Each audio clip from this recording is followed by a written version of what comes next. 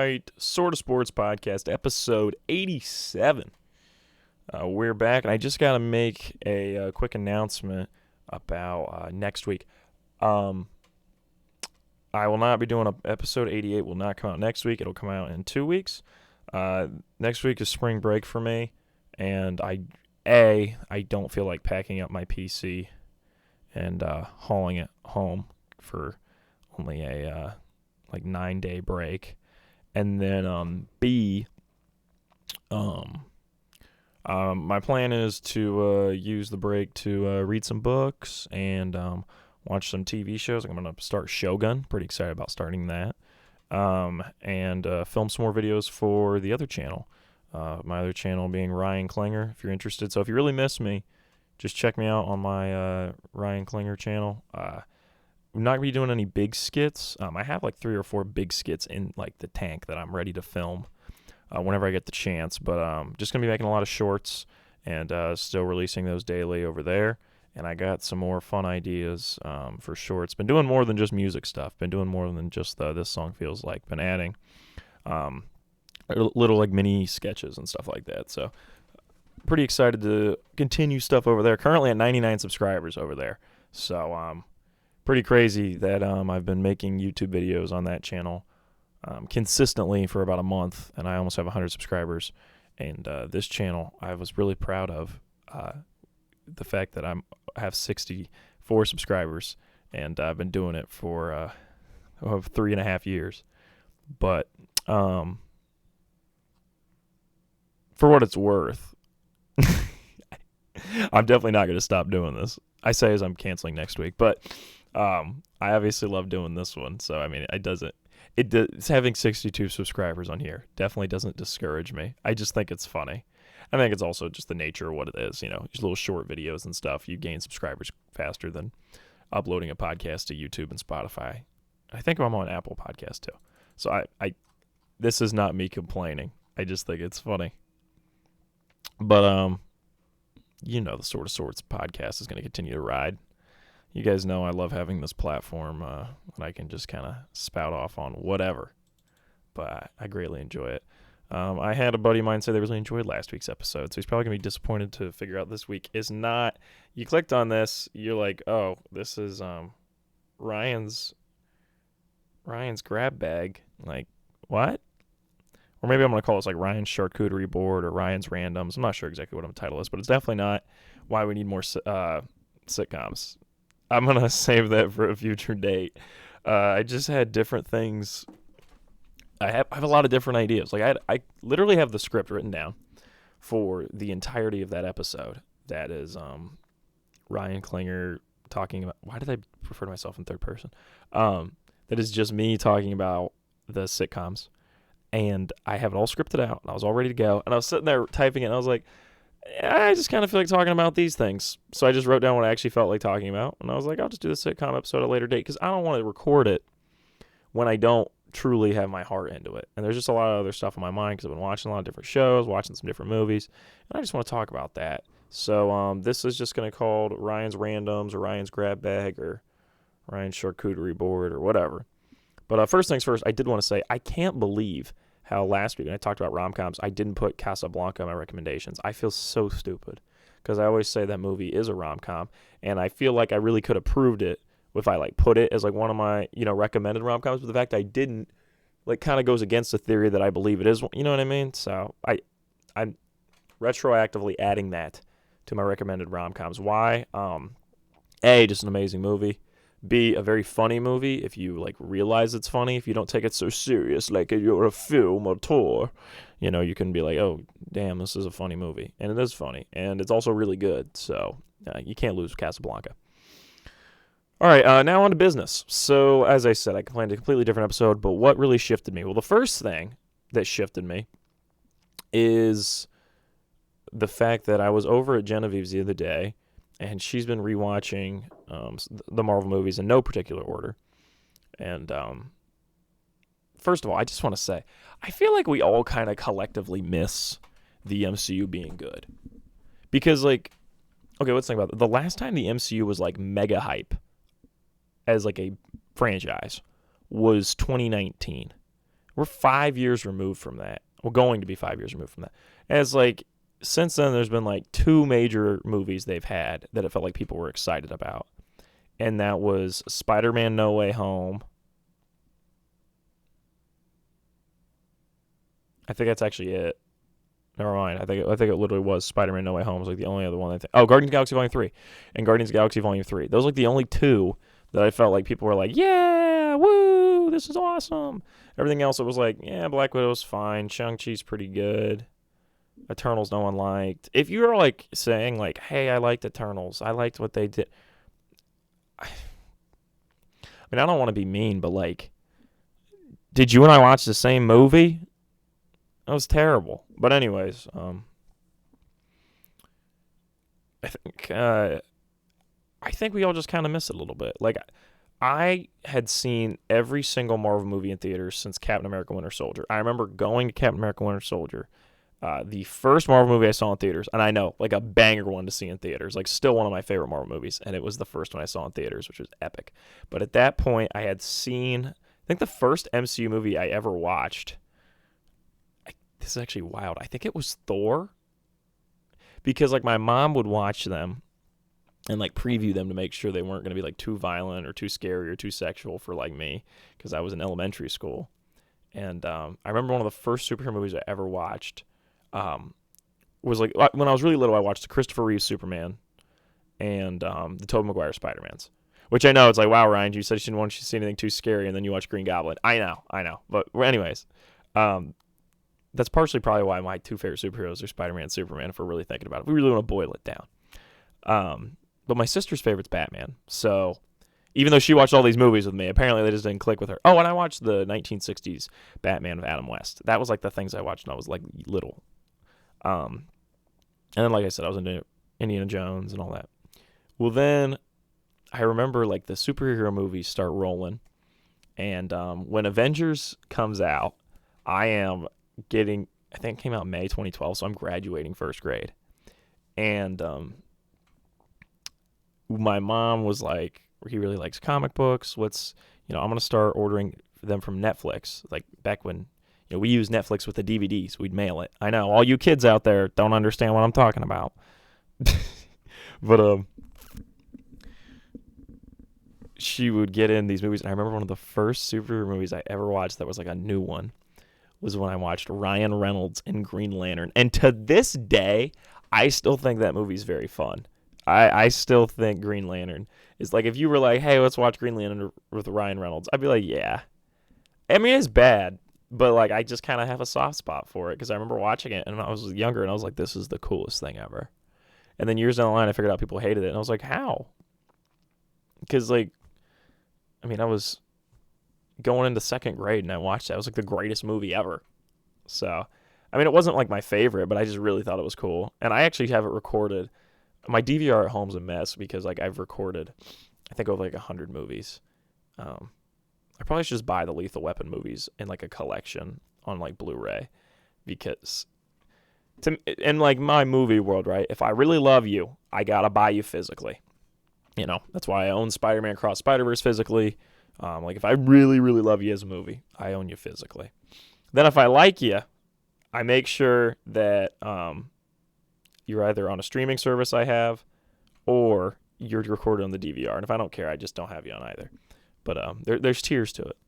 So like Total Recall, you are permanently going to be on that DVR. I don't think I like you enough to own you, but there's going to be a time I'm like, I feel like watching Total Recall. And you're always right there.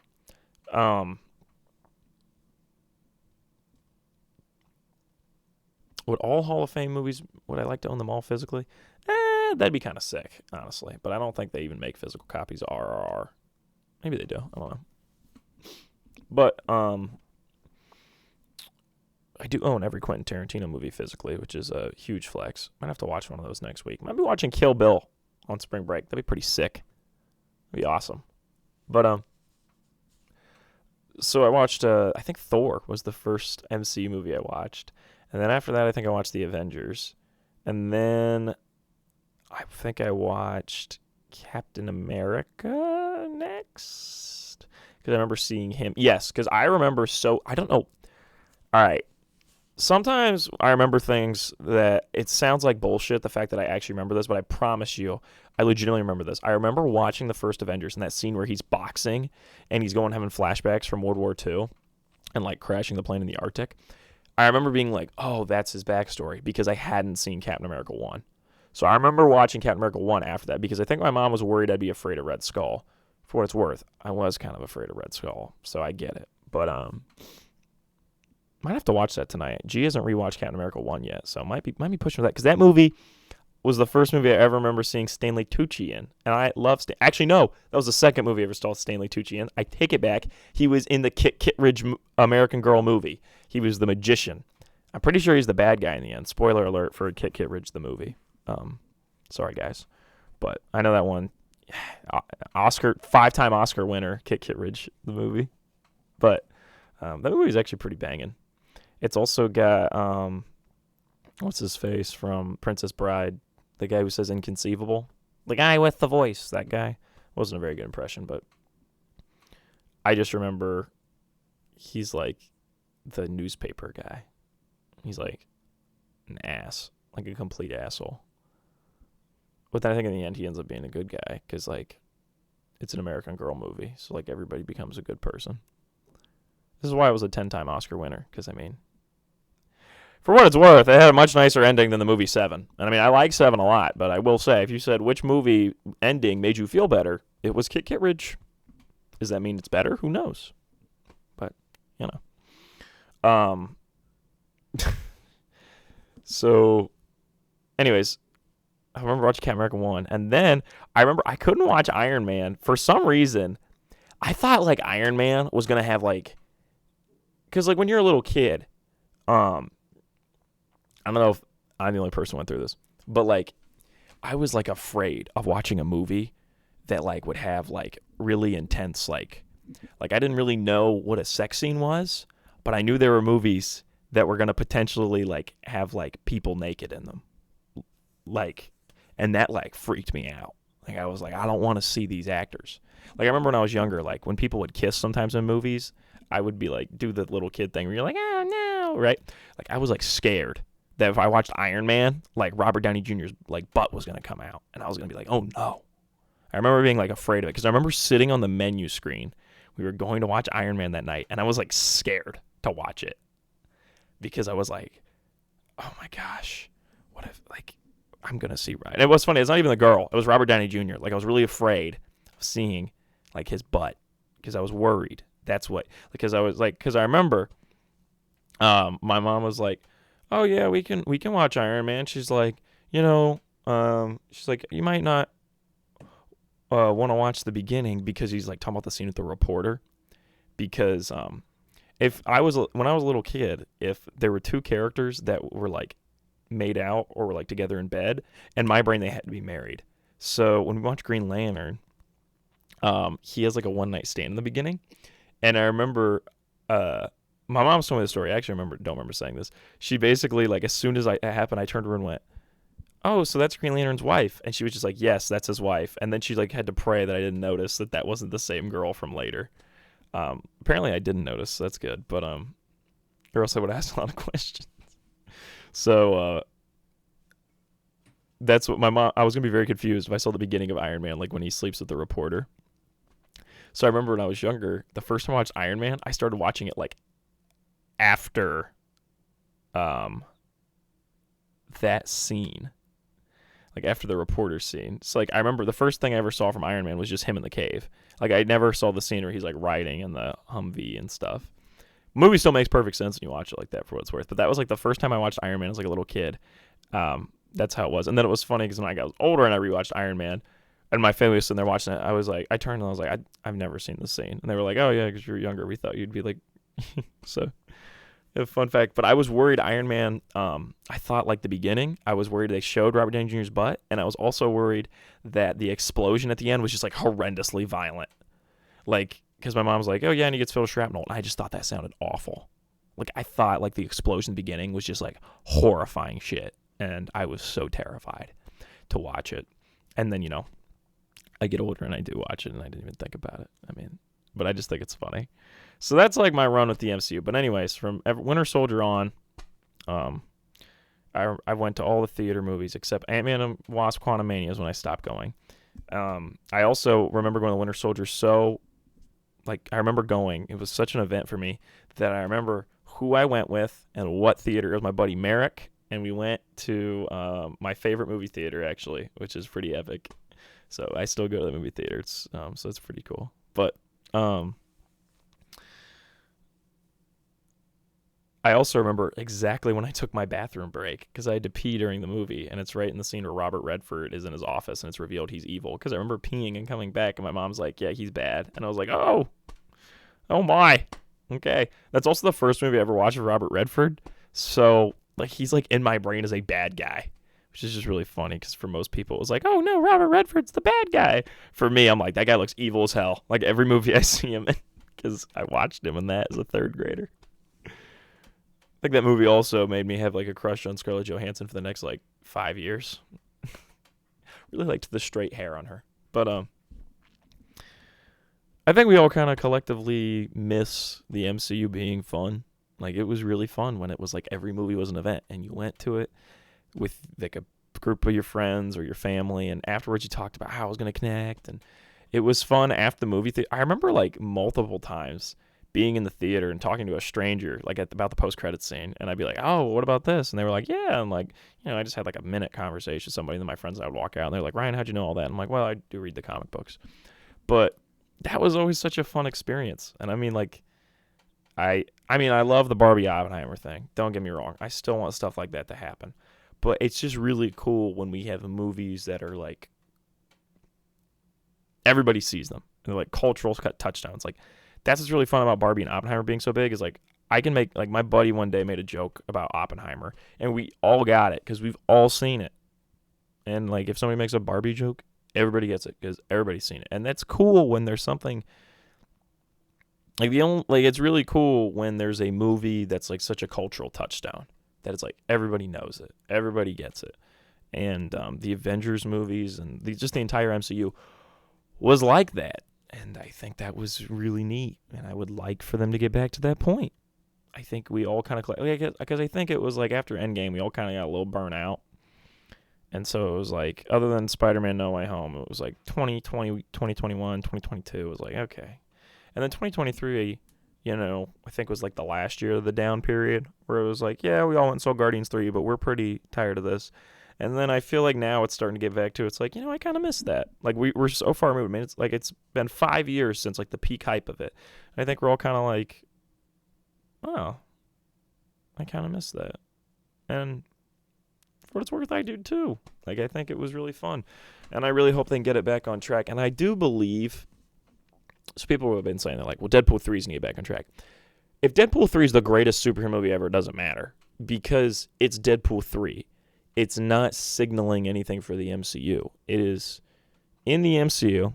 It's going to have MCU elements, but the two main characters are both from films that are not MCU focused and most likely are not going to be cornerstones of the MCU going forward.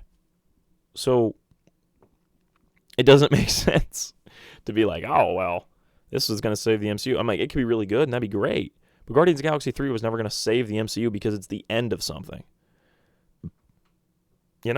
Even if Deadpool 3 like changes up the universe a little bit, it doesn't matter because it's not like the new thing for everybody to follow. So what they got coming out in 2025, they got Captain America 4 with Falcon as Captain America, and Seth Rollins is in that movie, so it'll be interesting to see what role he plays. Then you got the Thunderbolts movie, which I still don't understand why they're making. I just don't care to watch that. But then the interesting one is that Fantastic Four movie coming out late July. I think that is Marvel's prime opportunity to get everybody back on the wagon. I think there's a real chance if they can nail that Fantastic Four movie, people are interested once again. And then going into the Avengers movie in 2026, you've got a larger fan base. And I think that is the movie they have to nail because Pedro Pascal as Mr. Fantastic, I think could be, like your new main guy, your new Iron Man. I mean, IGN made a video about that, how there's like a chance Pedro Pascal can be like the new Iron Man of the universe as Mr. Fantastic. And people were commenting like, dude, that's, MCU's washed. Mr. Fantastic isn't that cool, et cetera, et cetera. I'm like, no, he's on to something. I saw that video that IGN made, And I was like, I don't really watch much IGN videos, but I watched that one because I was like, that's pretty interesting. And I do think he has a point. Like, Pedro Pascal has been growing his stardom over the last couple years. Now he's a really big deal. This would just put him stratospheric. And I think if they nail that Fantastic Four movie, that is their shot to, like, reinvigorate the universe. And I think it's kind of poetic for it to be the Fantastic Four, since that was Stan Lee's first team he made. And it, like, started up Marvel Comics, like, making superhero comics and becoming what they are today. So I think it would be kind of poetic, and I think it would be awesome. And so I really hope. Now, I don't want to go back to the days where it's like superhero movies and franchise movies are the only things being made. I really like where we're at with movies. Don't get me wrong. But I would also think it'd be sick. Is it possible we can get new, interesting, big-budget films like Oppenheimer and Barbie and Dune, while also getting the superhero movies being good? Like, what? Can we not have both? I think it'd be sweet if we could have both. Like, can we still get the Mad Maxes, but then also get really good DC movies too? Like, that's what I want. I just want them to both be good. Why not? I think we can do it. But I do think that's Marvel's opportunity. And I'm just putting that out there. Now, granted, I got a year, almost a year and a half pretty much, like a year and 4 months to build my hype for this. So it's probably going to be insane. But let's talk about the movie it's releasing 2 weeks before that. I said 1 week before, but it's 2 weeks before that. And that's Superman. It's no longer called Superman Legacy. James Gunn said that was just like the script, like project name. They're now just calling it Superman, which, oh man, I mean, now you're really cooking, because I know you're like, oh, well, all he did was just remove the subtitle. I get that. But now it's like, oh, this is going to be like the definitive super. I'm like, okay. Like, now you're really, really confident in what you're cooking. So I'm very excited for that. The logo looks pretty cool. I'm expecting the suit to look amazing. So I'm more excited for Superman than I am for Fantastic Four. But I really hope they're both good. I would like for everything to be reinvigorated.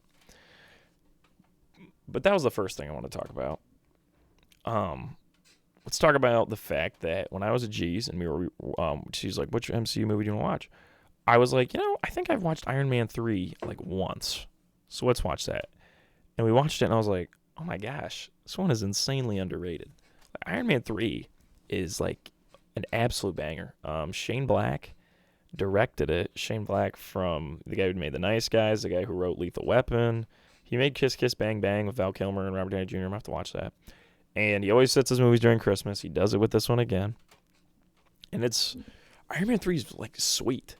Guy Pearce as the bad guy, I thought worked really well. It was funny because I just watched LA Confidential like 2 weeks ago, and it's weird to me how Guy Pearce's face gains like 10 pounds every 5 years. I don't know how he does it. I don't know. I just don't know why I said I don't know how he does it. I don't think it's really a good thing. So I don't know why that happens, I guess is a better way to word it. When you say I don't know how he does it, it usually sounds like it's a good thing. So that was odd, but I get the Mandarin twist people don't really like, but now that Shang-Chi's come out and they've done the actual Mandarin and they did him well, I feel like it's a lot less egregious. And I think it works for that. Like, it works for the Iron Man movie. And as far as like an Iron Man movie goes, I think Iron Man 1 is easily the best one. But it's hard to make, I feel like, good Iron Man movies after the first one, because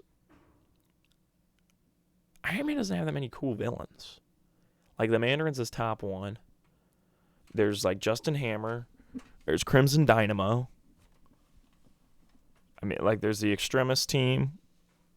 And there's not a lot of, like, cool Iron Man villains. And, like, I don't really want to see MODOK. And I know they did MODOK in they did an Ant-Man and Wasp Quantumania. And I'm saying, I'm glad they never did it in an Iron Man movie. So, I think he's, like, hard to make solo films for, because you kind of really got to do a really good job with his villains, because the comic interpretation of them, there's not a lot of really cool ones. So you got to really think of something interesting. So I'm very excited for the new Iron Man video game EA is working on. Like, I'm hoping it's really good, because that'd be awesome. But Iron Man 3, I feel like nails the Iron Man movie. It has Tony acting exactly the way you'd expect. And I think the way he interacts with the villains, with his getting his house blown up, is cool. I really like the whole narrative with the suits and the PTSD. I think it works really well. The one thing I don't really like is I don't really like the third act where they're on a boat. I just think it was an odd end where it's like everything was building up to them being on a boat and all the suits attacking. But I guess the more and more I thought about it, more and more I really liked it. Like, I honestly think this is great. Like, I think Iron Man 1 is one of the best superhero movies ever made. And then I would say, like, tier below that is, like, really good superhero movies. And this might be in there. It's, like, this is really good. Maybe it's tier 3, but it might be tier 2. Like, it's really good. I really liked Iron Man 3. I think you should give it a rewatch if you haven't watched it in a while, because I would watch it tonight if, somebody said, let's watch it. I'd be like, yeah, I'll watch that tonight. Like, it was really good. And, I don't know. There's a reason that Iron Man became so popular. I feel like this first and third movie are both really good. Second one, I'm not as much of a fan of. Second one is easily his weakest. But I think the third one kind of nails everything. And I'm like, it's weird that people say that it's not.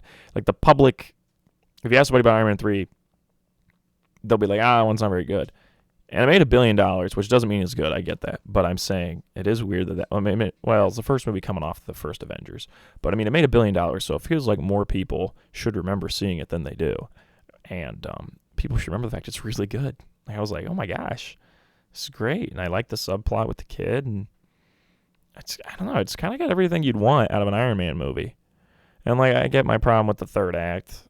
I get it. But in the grand scheme of things, it's like the last 20 minutes I don't really love, but yet I love the other hour and 40. So the grand scheme of things is doing pretty well. They can't all be like Captain America 2.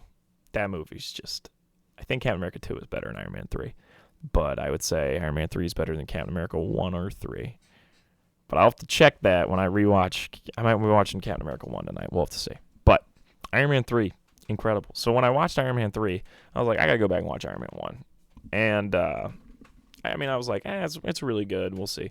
And then I rewatched and I was like, oh, yeah, that is like one of the best superhero movies ever made. And that's pretty much a lock to go into the Hall of Fame this year. And there's a chance it's probably in like the top 5, top 3 best movies I watched this year, because it's amazing. I mean, there's movie's an absolute banger. If you haven't watched Iron Man in a while, just go back, give it a rewatch, and then once you go, then watch that movie's amazing. Then watch 3, and just enjoy that. Just skip 2.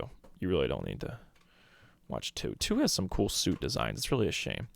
I think I actually like the main suit in 2 more than I like the main suit in 3. It's just a shame that that's the way it turned out. But go rewatch Iron Man 1, because you're not going to be disappointed. You're going to be like, wow. Also, at the end of the movie, most famous line, when he goes, I am Iron Man, that was ad-libbed by Robert Downey Jr. I just learned that. Like, that wasn't in the script. He was supposed to, like, read off the cards like they met, and then he ad-libbed I am Iron Man, and, like, Kevin Feige liked it, so they kept it. I just thought that was crazy. And didn't really like that. And that's his most famous line. Like, that's the line he says in Endgame before he dies. It's just, I also read originally in Endgame, before Iron Man snaps his fingers, originally he was going to drop the first ever Marvel F-bomb and then snap his fingers. Like, he was going to be like, he's going to say, like, F you to Thanos. But, like, then they changed it, because I think it was Robert Downey Jr. was like, I think he should say I am Iron Man. And I do think, like, it would be a very different feel if he said the first ever F-bomb than snap. Like, I think it would be kind of funny. Like, it wouldn't be as, like, poetic. Like, I don't know. So I was like, really? Was that really what they put in the script? Like, I mean, that seems like something somebody would have written up on, like, a Twitter post or, like, on TikTok. They made a little video. It's like, Marvel should drop the first ever F-bomb in Endgame when Iron Man finally beats Thanos. Like, that feels like what that is. And everybody's like, yeah, that'd be awesome, but they won't do it. I'm like, that's one of those things where, yeah, it's fun, and, like, hypothetically it's fun, but also, like, when you actually do it, it just kind of be a little goofy, and it wouldn't feel as, like, right. And so I think they nailed it with what they did. I think I am Iron Man was a better way to end that. From the I am inevitable to that. Also, Iron Man 1 has wipe transitions. I just think it's interesting. You hardly ever see a wipe transition in a movie other than Star Wars, and they do it in Iron Man 1. Like, they'll just be, all of a sudden the screen will wipe to the next scene, and they do that only when they're cutting to like the terrorists. But I just think it's funny that Jon Favreau was working with the editing team. He's like, yeah, we're gonna do wipes. I mean, I love it. I just think it's funny. So yeah, wipe transitions in Iron Man. All right, that is all I had to say about the MCU. You should rewatch Iron Man 1 and Iron Man 3. Iron Man 3, wow, I'm so impressed by it. It was really good. So let's talk about the fact that I finished True Detective Season 1, and it's probably like the best season of television I probably watched of any show. Maybe. I mean, it was pretty nuts. If I keep watching shows this year, I might have to make a better system than only naming one show as my best show of the year. I might have to start ranking the shows too, because it's gonna be tough to only pick one. I'm only 2 months into the year. Well, today's March 1st, so I'm about to be 3 months in. Well, yeah, I'm still 2 months in. I'm about to start my third month. Yeah, I did True Detective. I mean, a friend of mine told me to watch it. I've been told for years I'd like it, and I finally started it, and wow. It was truly incredible. I think episode 5 and 6 are the two best episodes of the series. It's when things start to change and you realize that there's a bigger thing going on here. And there's like a dozen videos on YouTube about how amazing this show is, if not more than that. So I mean, I'm not the only person to talk about it, but I mean, I know I'm 10 years late to the party, but big Matthew McConaughey guy, big Woody Harrelson guy, and they kill it in this show. Perfect crime noir show. Perfect. I love the Louisiana setting. I love the theme song. I added it to my Spotify playlist. I just think the characters of Rust Cohle, like, Rust Cohle is just an incredibly interesting protagonist. Like, one of the most interesting protagonists I think I've ever watched. And his journey was just incredible to like watch through. Like, I just completely was intrigued with whatever he was doing. So I enjoyed that, like Rust Cohle. And then on top of that, obviously, like, I would say Marty was like really cool too. Like, I don't know if I liked Marty, but I mean, Marty was obviously a very interesting character too, and the two of them together, like, I don't want to give away too much, but let me say, when the two of them were together, I was just like, yes. Like, there's a point they kind of split apart for a bit. When they came back together, I was like, hell yeah, we're back, baby. And I was so excited. And apparently True Detective Season 2 and 4 aren't very good, but 3 is apparently pretty good. So I might be giving 3 a watch. As far as me and TV shows, I think it's like, got to start Shogun, because I've heard nothing but crazy good things. So I'm very excited about that.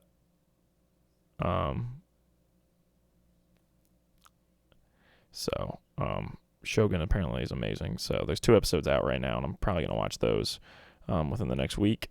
And I'm going to start maybe True Detective Season 3 or like Fargo. I'm not sure. I've heard good things about Fargo, but I don't know. We'll have to see. Maybe True Detective Season 3. I don't know. The problem is True Detective Season 1 was so good. I don't know how to top it. I mean, never seen a show where... I mean, I would talk about the spoilers, but I don't really want to do that because I'm willing to bet most people listening to this haven't seen it because it is 10 years old. So if you guys really want me to do like a spoiler episode, let me know. But just perfectly written. And I know the ending I actually really liked. All right, screw it. I'm going to have to... I don't know if I should say the ending. What I liked about the ending is that they didn't take everything down. And that's like, it's like a good ending, but also a bad ending. Because it's like, you can't get all the evil in the world. There wasn't that moment where it's like, all the bad guys have been defeated. The world is filled with peace. Nope. It's not like that. And I thought that was really cool.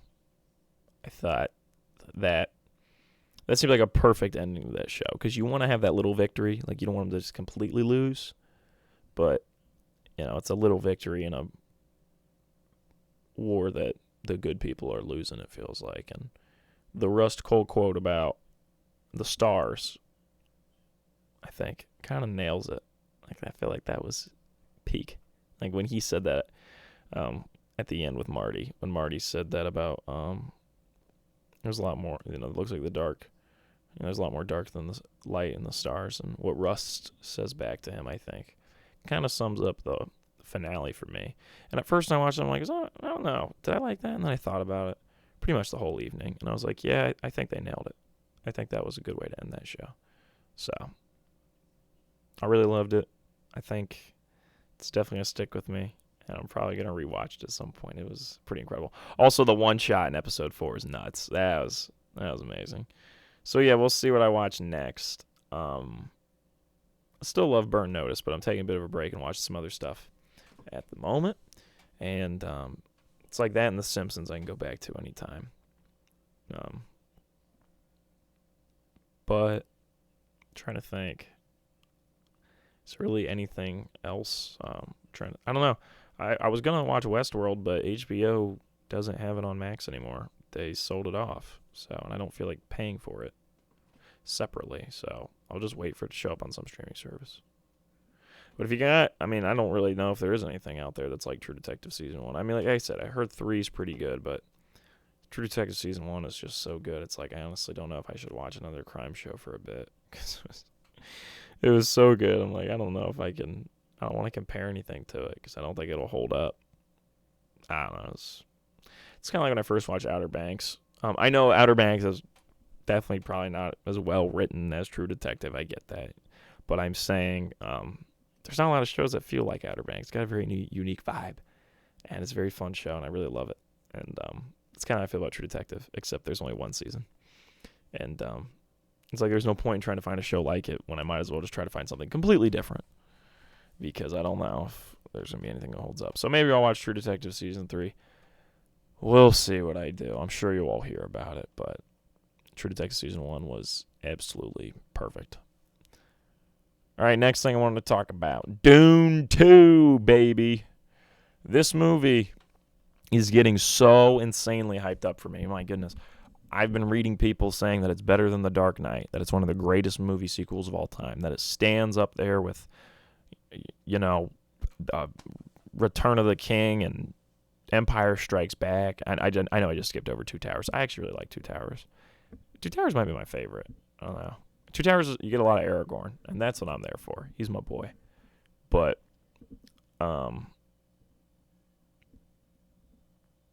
it's just being called like one of the best movie sequels like ever. Apparently, it just nails everything. Apparently, Austin Butler's amazing as Floyd Rotha. I can't wait. But my expectation for it is insane because I really like the first one. And I want this movie to make $1 billion. And I want Dune to become like a cultural touchstone. Like, I want everybody to know, who the Harkonnen are and who the Fremen are and know what Arrakis is and know who Paul Atreides is. Like, I want it to be like a cultural touchstone that everybody's seen Dune 1 and 2 and everybody can't wait for Dune 3. That's what I want. That would be amazing. Is that going to happen? Who knows? But it would be pretty awesome if Dune 2 was just this massive hit. And tonight would be where it starts because it's a Friday. This is the opening night. I am going Sunday. I'm not going tonight because originally I thought I was going to have something tonight, and then I actually didn't, but I'm kind of already like in the mindset of seeing it Sunday at 4 o'clock, so I'm just sticking to it. My mom's going with G and I because my mom's very excited because she read the book. Because I went and saw the first one. I was like, this is really good. You need to see it. And she's like, I'm going to read the book first, and I'll watch it when it comes out. So that's what she did. And she did really like the first one. But, I think the first one's really good. But obviously I didn't put it in the Hall of Fame last year because I do think it's really good. But there is like a ceiling on it where I'm like, there's only so, I really like it. Don't get me wrong. But you can definitely feel like the second one is going to be even better. And I think there's a chance this is just an absolute classic. It's getting hyped up like crazy, which is bad because I've already hyped it up on my mind like crazy. So I'm very, very concerned over my hype levels for this movie. But I'm very excited. So I can't wait to go see it this weekend. I'm hoping it's amazing. If it is, I'm sure I'll be talking about it on the next pod. So I can't wait for Dune. Very excited. I think that's it from me. Denis Villeneuve just an absolute Hall of Fame cooker when it comes to movies. His next movie is going to be that Cleopatra movie he's making. That's going to be really good. And then he's going to make Dune 3 after that. Like, whew, can't wait. I'm hoping, like I said, I hope Dune just becomes this huge thing. It'd be awesome. I would play Dune video games. That would be dope. All right. That's it from me. Thanks for listening to this one. I know it's like super random. I'm not even sure what I'm going to call it yet, but we'll see. This is a truly sort of sports podcast, except there's like zero sports in this episode. We'll say my guy Wemby is definitely the real deal. Dude's been killing it lately. I love Victor Wembanyama. He's going to end up being the greatest basketball player of all time. All right, that's it. See you all in the next one. Thank you.